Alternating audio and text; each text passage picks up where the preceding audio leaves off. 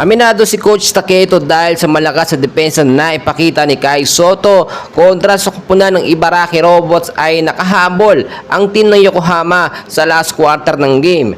Well mga kaibigan, bago tayo magpatuloy, please huwag mong kalimutan muna mag-like and subscribe and pa-hit ng notification bell. Maraming salamat po. Dahil nga po sa napakagandang performance at depensa ni Kai, nakita naman natin kung paano nakahabol at nakadikit sa score ang Yokohama Big Corsair kontra sa kupunan ng Ibaraki Robots. First 3 points na itala agad ng ating pambato dito sa first quarter ng game. 3-point shot po yun mga kaibigan, at very obvious na nasa kondisyon ang mga kamay ni Kai Sotto. Doon nakita naman natin hindi masyadong naging effective yung Yuki at Kai Sotto, pero ibang sistema naman ang ginamit ng Yokohama. Nakita nyo rin naman na kapag pupuntos po ang Ibaraki Robots ay agad-agad sumasagot ang kupunan ng Yokohama Big Corsair. So nagkaroon ng isang foul si Kai Sotto dito sa first quarter ng game, kaya naman ilang minuto lang nakapaglaro si Kai pagdating ng second quarter ng game para makapagpahinga.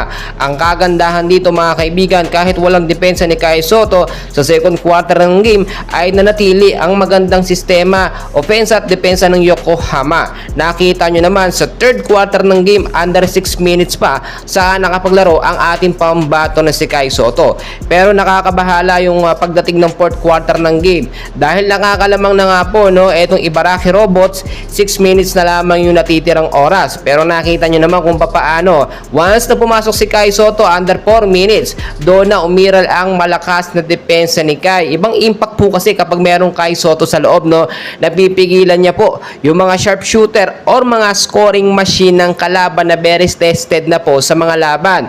So talagang very intense at crucial yung laban, lalo-lalo na po yung last 2 minutes hanggang mga last seconds na lang po ng game, dahil po sa buzzer beater shot ng Yokohama, ay naipanalo ng Yokohama ang laban sa game 1 nila kontra sa kupunan ng Ibaraki Robots.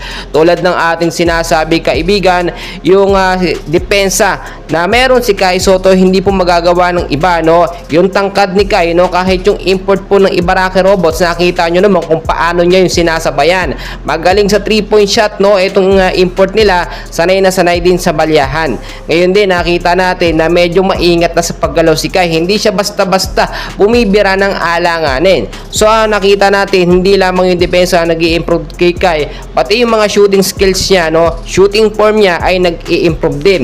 At dahil nga po back-to-back game yan, gabawi na lamang po sa mataas na stats ang ating pambato na si Kai Sotto sa next game nila. So bukas po ulit, tuloy-tuloy ang suporta sa ating pambato na si Kai Sotto, and please huwag kalimutan mag-like and subscribe. Maraming